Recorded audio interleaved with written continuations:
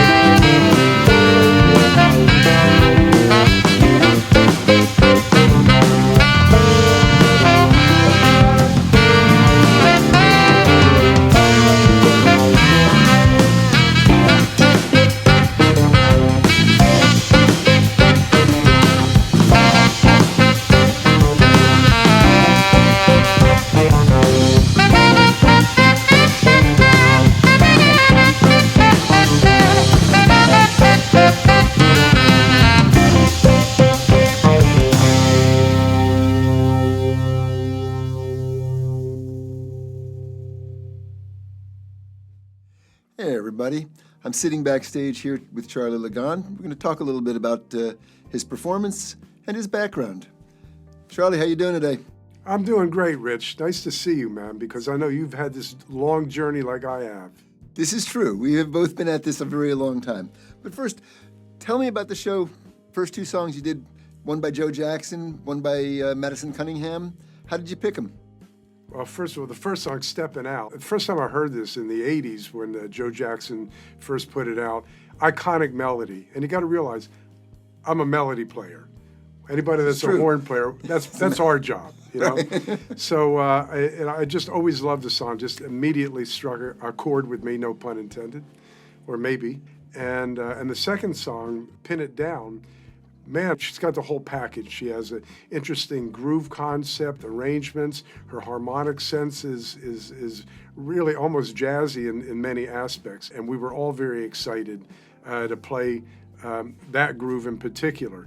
And by they, I mean the band. That we had I was today. going to ask you how you chose the musicians you were working with in this ensemble. I didn't hesitate to call any one of these guys, and I was happy that they were all available to do this job because we're all kindred spirit in groove. We treat them with love and respect. We get off on them, and it was the right move for me and for them to come together and play some of these grooves today. Oh, cool. Well, let's go back a little ways. Not all the way, but part of the way. You're growing up, you're playing instruments, a variety of them. At what point did it become clear to you that this is going to be my future, and how did it proceed? How did you get started on your journey? Well, I mean, I always loved music, and I always was drawn to it, you know. I gotta be honest with you, the only time I thought of it that, you can actually do this for a living was in high school when, you know, like a junior year, and they start saying, you know, well, do you want to go to college? What are your options, you know? And when I found out that, you know, actually being a musician was an option, I said, well, okay, great, I'm down, you know, something that I can do, you know? Okay, so moving forward, now you've gone through college. You went to, I believe, to Eastman College in Rochester, great school. Walk me through some of the highlights from that point. I figured you might be asking me about some of the things I've done in the past and everything. Yeah, and I have to say it's like a blur.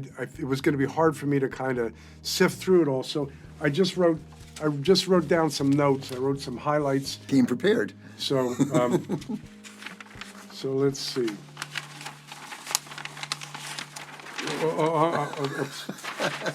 Sorry. It's okay. We've got all day, Charlie. Some highlights. It's some highlights. not a problem. So. And what's interesting is that they're all like a stream of consciousness moment of your life. Right. When you're going through them, it's just like, oh, great, cool, got a gig. Yeah. Because it was always about the gig, and it didn't matter if the gig was like you know an after after-hours club with a handful of people in there, or playing for an open festival with over 100,000 people. Yeah. It was always about the music and communicating with the audience and the camaraderie and communication and laying down the groove with the musicians that you're playing with. All right. Well, speaking of those 100,000 people audiences, you have a couple more songs to play. Yes. I hope Tell us about with it. the internet we hit 100,000. You never know. Might take a while. Might not be the first showing. I like to focus on there's so much beauty in the world. So this next song is actually an original called Bel Cuore, which is Italian. Translated into English means beautiful heart. Ah. So it's really about, the beauty within a person. So. Great. And your finale? Fixing a hole, but this is fixing a hole. Just think as if Stevie Ray Vaughan would do it, but he goes to the Roadhouse Blues. That's what this one's So he's about. fixing a hole in the side of the roadhouse while drinking a brew. Or two, Or two. for Little Jack. That's wonderful. Charlie, thank you for your time. Is there anything else you want to share with the audience watching? Just that it's really about the love of music and communicating emotionally and with the groove. It's always good to shake your groove thing. Always good. That's a good place to call it a day. Except for we have more music to hear from Charlie Lagond and friends. Let's head on downstairs and listen to some more music.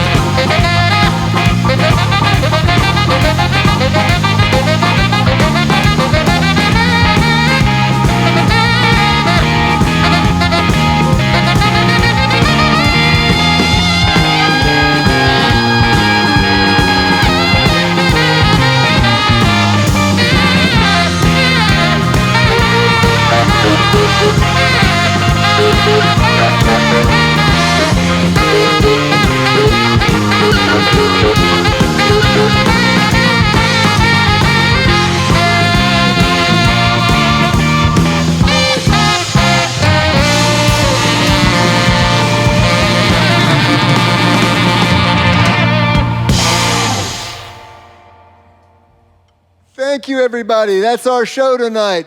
Please give up a virtual round of applause for John Swift, Nicky Barbato, Dave Anderson, and Josh Dion, and of course, Charlie Lagond himself. And while you're at it, give yourselves a round of applause, because without you, the audience, there is no live music. So please, join us next time, Saturday, March 13th at 7 o'clock, when our special guest will be Plain Station. Have a wonderful weekend. Thanks again for joining us. We'll see you then.